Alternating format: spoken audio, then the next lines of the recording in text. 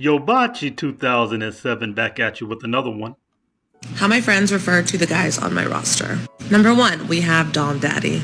Number 2, we have Tongue Sucker, guy with the kids, guy I always forget about, guy with 2 girlfriends, and last but not least, drug dealer. To like this video, like us up real quick, and with that, we'll get right back to the program. So she gave you her list of her roster, and this is what we have for dating in 2023. She has Dom Daddy. Not sure what that means, but I think I maybe have an idea. Tongue Sucker, her guy with kids.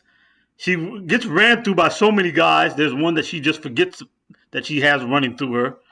Okay. Of course, where she's not even number 2 on his list, she knows that she's number 3 on his roster at best for this one. And then, of course, they have to date the obligatory drug dealer. And this is who you're supposed to come behind.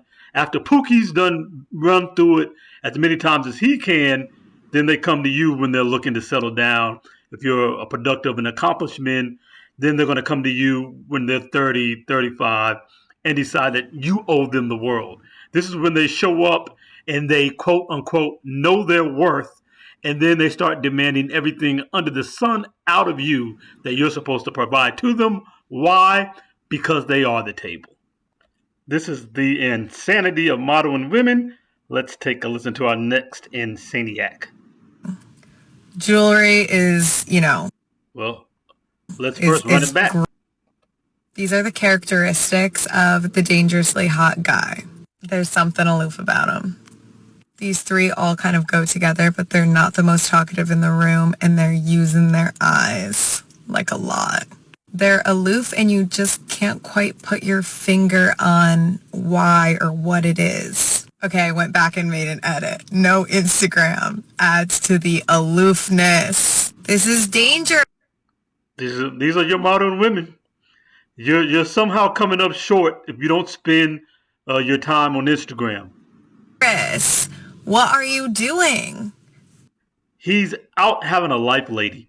Probably being a productive man, doing things with his life, and not playing on Instagram for his whole youth, unlike yourself. He doesn't need the validation that you need every 15 seconds from somebody giving you a like or telling you how pretty they think you are so that you can have your ego boosted. He's probably actually bothering to do something productive with his life. What a horrible trait in a man. But of course, let's listen to some of these more important traits. Are you broken? I can't tell. I can't read you. Okay, the dangerously hot guys can look good with a buzz cut or long hair, and sometimes they rock both. Like, they might buzz it one summer, but then they grow that shit back. Tattoos, duh. Maybe a leg tat. I feel like leg tats specifically, like on your calf. I don't know why. They have a combination, at least one. They play guitar, they have a motorcycle, they skateboard, or they surf. If you don't have any of these, you can still be hot, but are you dangerously hot? Okay, moving on to long eyelashes. It's just like, why do you have to have long eyelashes? Like, as a man, that's so slutty. These guys, I've noticed, drink a lot of water. Just stay with me. I actually don't have a reasoning for this, but I've just observed that these guys are always slugging water. Like, well, it's not surprising that Brainiac doesn't have any logic for her position. Shocked that there's no reasoning behind her thought process. Just shocked. Notice both of these ladies have these big hooped nosed earrings, big hooped nose rings. There's a certain mentality that comes along with all this nose jewelry and face piercings. I just keep telling you guys. You always think these 2 are the same people. But this is what you have out here in the dating market. And this is what you need to be guarding yourself against. These women are for fun times. They're definitely not for taking seriously in any kind of way. But again, when they want to get serious, when that clock starts ticking, they're going to come to you with all of this nonsense, with all of this baggage that they're going to want you to not ask about. But you should definitely ask about it and you should definitely see how they respond. See how they get angry, because that's going to tell you the truth. It's going to give you some information. Listen to what they say one time when the conversation comes up. When the conversation comes up again at another time, and another time, you're going to see they're going to contradict themselves.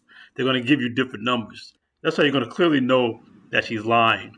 But more than knowing that she's lying, you're going to get perspective on where her mentality is and an understanding of how she's lived her life.